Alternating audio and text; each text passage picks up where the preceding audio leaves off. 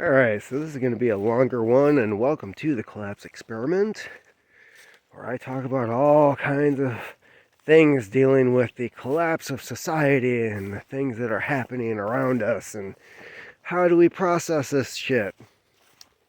So today, I'm going to talk about something that happened to me, almost a decade ago, maybe 7 or 8 years ago. First time I ever had to do jury duty. And I want this to be more of an in-depth piece on what had happened. Talking about the details of the case, how things turned out, why they turned out the way that they did, which I don't know about the other jurors, but I still have some regrets about. So, I get my notice, I go in. Unfortunately, I am not cut from the group. I am one of the jurors. So, the case was the people of Kalamazoo versus George A. Tank. George was a short guy, little guy, but a weightlifter, somebody who enjoyed going to the gym, what some witnesses described as built like a bodybuilder. And I can confirm the guy was pretty jacked. He was jacked. Yeah, the guy was in shape. So, George. The case involved an assault and battery that happened at a place called the Firehouse Nightclub, which is no longer in operation. That will be a fun fact to come up later. And it was a college hangout. It was the place for people in their early mid-20s to go to, get drunk, hopefully find somebody to hook up with, and basically, if you were young, stupid, good-looking, and wanted to get laid, this is where you went. The person who was assaulted and beaten was a Western professor. He was probably in his 40s, bald. I would describe him as a little robust or overweight, if you will. I had the impression that he was probably pitching for the same team, if you know what I mean. And he was at the club where one of his students worked as a bartender. So he's sitting at the bar having a conversation with her. And earlier in the evening, him and George bumped into each other. It's not really confirmed as to whether or not who did what, but bodies collided. George got really upset, told him to fucking watch himself. The professor said, I apologize, I had no idea you were there, what was going on, and he thought that was the end of it. George was at the firehouse with his best friend and a girl that he was quote unquote hooking up with, and they had some really good chemistry. They were hitting it off, as you will. The friend was the two of them were meeting via the friend, and the night continued on. So they decided that they're going to get drinks at another place, George, his friend, and the girl. But they had to cash out, as you do. Now, here's where the story gets a little confusing because certain people had different testimonies. The best friend said that all three of them left together at the same time. George, who, by the way, didn't have to take the stand, and this comes into play later, testified they left separately, that he had gone to the bar to get his tab and sign it and leave, and that his friend and the girl had already left in a separate vehicle.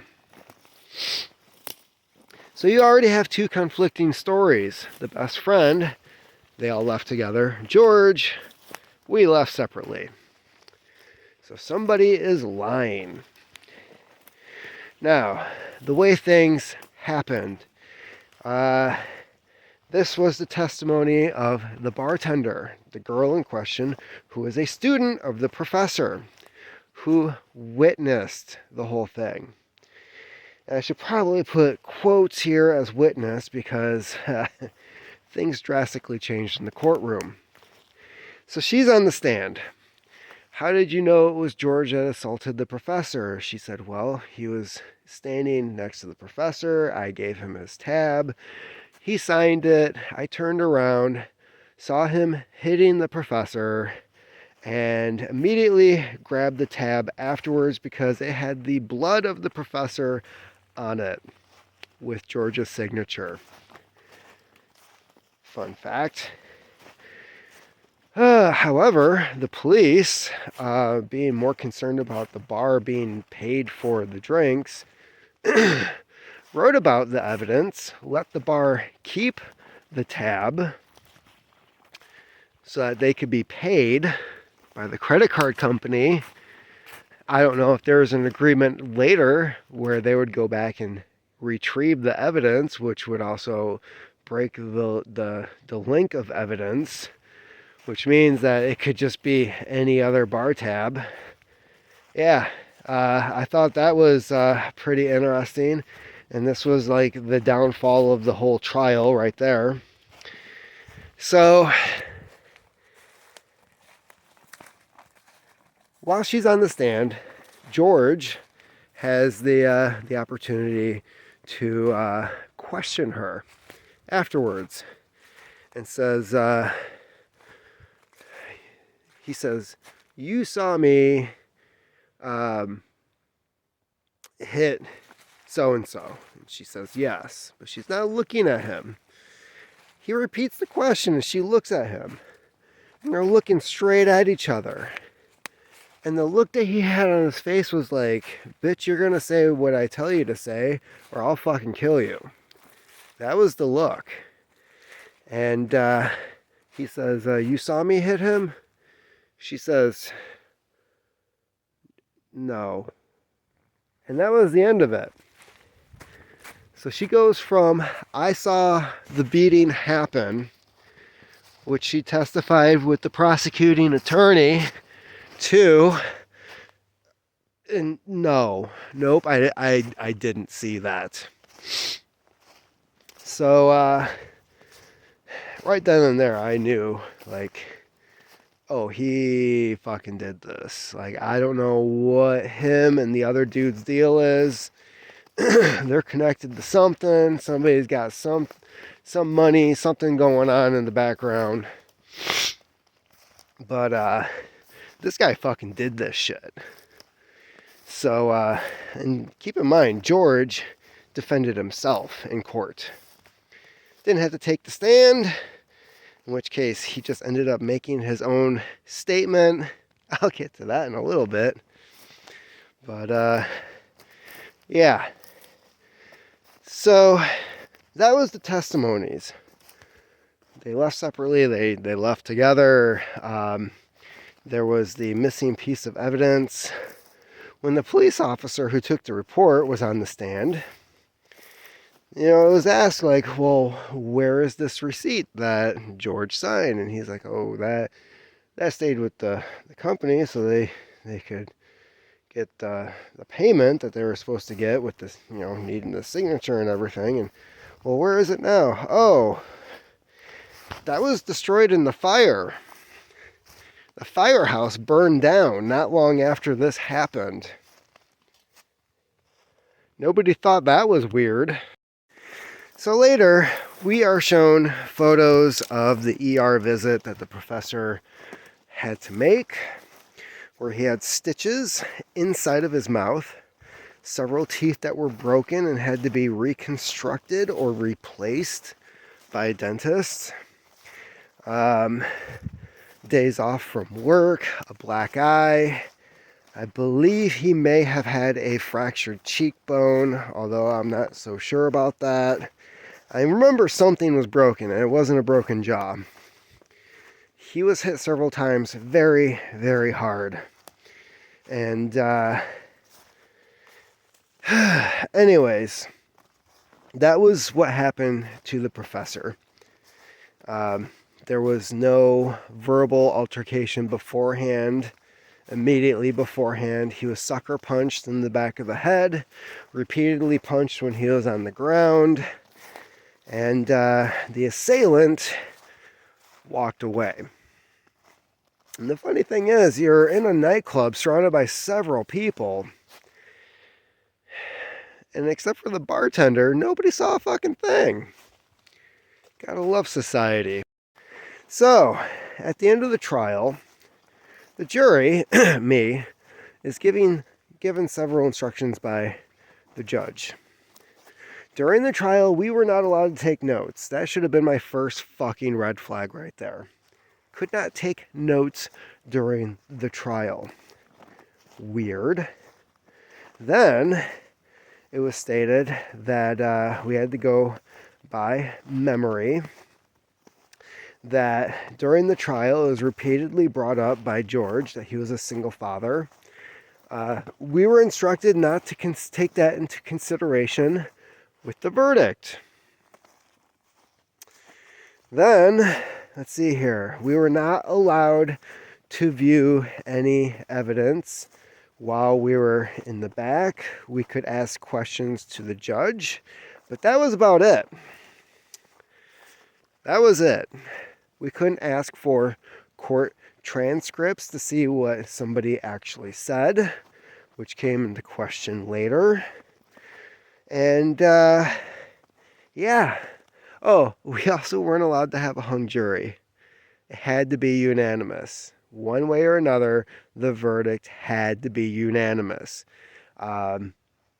And if one member of the jury decided that they were not going to go along with the rest of the jury, they could be held in contempt. What the fuck? So we go into the back room, and we sit down, and me being me, right away I say, so, who here thinks that he's guilty? And everybody except for 2 people raised their hands. Then, at this point, there's this older black woman that's sitting across the table, and she states that they should have a jury foreman. Nobody really raises their hands or anything, and I didn't sure as hell want the job. Wasn't even part of the jury instructions. But she takes it upon herself to become the jury foreman. And she's like, well, instead of all of us just saying whether or not he's guilty, shouldn't we talk about this first? Yeah, because that's a great fucking idea. So almost all of us are unanimous that this dude, this motherfucker, is guilty as hell. 100% guilty. No doubt about it. He lied several times under oath in the courtroom. There's this, well, I'll come up to that later. So she takes it upon herself and says, there were several things she didn't like during the trial about how he was described as a bodybuilder and how she dated a bodybuilder and she knows what a bodybuilder looks like and he's not a bodybuilder. Meanwhile, I'm sitting there like, you realize short guys can be bodybuilders too, or lift weights, or power lifters, especially power lifters. Tiny guys are very good at power lifting. And so me and her kind of got into it with that, and I said, it's just a description saying that he's fit and muscular. Not saying that he's cut or ripped, or even bodybuilders aren't even cut and ripped 24/7. They do that in season. They're fat as fuck off season. They bulk up, then they cut the fat. So this bitch doesn't know what the fuck she's talking about. So then, after that, the other girl, who never answered whether or not he was guilty, she states that she can't find him guilty because he's a single dad. I can't send him to jail. He's a single dad. So single dads can just go around and beat the fuck out of people at bars while trying to get laid by chick. Where was his daughter during all of this? Huh. I wonder what's going on in her life. Daddy's out trying to get some poontang, and, that sounds like he's a great individual to me. This girl, college student, didn't even look like she was 18. Honestly, I thought she was like in fucking high school or something. I had no idea what the fuck she was doing on the jury. Zero life experience. Going by some comment, the judge said she had to disregard. Oh no. The other chick, the jury foreman, says, yeah, I don't like that either. And I think we should be able to take it into consideration. No. As the foreman, you follow the judge's orders, dumbass. That's your fucking job. I don't understand why this is so hard. So then, jury foreman chick brings up the tattoos. It was described that George had barbed wire tattoos, otherwise known as tribal tattoos, to those of us who kind of know about the culture, on his arms. George, under oath, on the stand, testifies he has no barbell tattoos on his arms and doesn't know what the fuck people are talking about. Because he does not have any tattoos that look like barbells on his arms. So all of a sudden, jury members who aren't paying attention, who aren't allowed to take notes, are now saying, well, he said he doesn't have barbell tattoos. No, they were described as barbed wire, which would be tribal tattoos, which douchey bodybuilders at the time were fond of getting. Because it was a thing for like 20 years. You get these tribal tattoos to show that you're in a tribe you're not a part of. Because that's cool. So there's a back and forth. And because of these two girls, the majority of the jury decide that they just want things to be over with, including one guy who is a barber. He worked as a barber. Runs a barber shop. Very, very pissed off that every hour he was there, he was losing money. And me and him ended up getting into it because he said, look, motherfucker, I'm losing money right now. I need to put up with this shit. The majority of us say that he's not guilty. You need to say that he's not guilty because majority rules and we can't have a hung jury. And I looked at him straight in the eye and said, I've got 300 hours plus of personal time off with the hospital. I don't give a fuck. And so there was almost a fist fight in the jury room. No joke. And then the other guy, who was very adamant, like I was, that this guy was guilty. We both knew he was guilty. There was no question whatsoever, except for fucking idiots in the room, that he was guilty. And he said, look, the receipt, it's evidence. Why the fuck didn't the police grab the evidence? Got destroyed in the fire. We have a description. We know it existed. He said he was at the bar. He said that he signed the tab. And yet, this key thing that shows that he was there. Not that we even needed it. We don't even need it. He said that he was there. He admitted to having an altercation with the guy earlier that night. We did not need the fucking receipt. So in my mind, I didn't care about the receipt being destroyed. That didn't matter to me. Everybody who was there admitted that he was there. But then there was the question of like, well, the police didn't do their job. They didn't collect all the evidence. They didn't have this. They didn't have that. There was these dumb bitches that, if it was me and I had the majority of the jury on my side saying that he was guilty, there's still the college girl that's like, he's a single dad. And then there's the other bitch that's just being a bitch. She was just a fucking bitch. Miss jury foreman, bitch. And I fucked bodybuilders. I know what they're really like.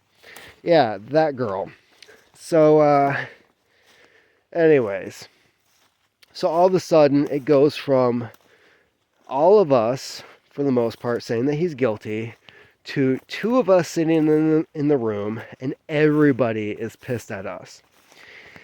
To the point where threats are being made, and, we're trying to stand our ground. I was the last one to finally say, like, fuck it.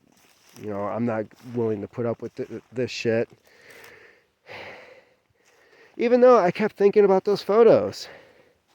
And I kept thinking, like, I was probably working in the ER that night. He was brought in from the bar, getting the inside of his mouth stitched up for absolutely no fucking reason other than this guy, and I said this in the jury room, this guy thinks I'm going to have a great night. I'm going to go out, meet this chick, beat the shit out of this guy, fuck this broad. It's going to be a great weekend. And I said something very, very close to that. Like, that was George's mentality of the night. So,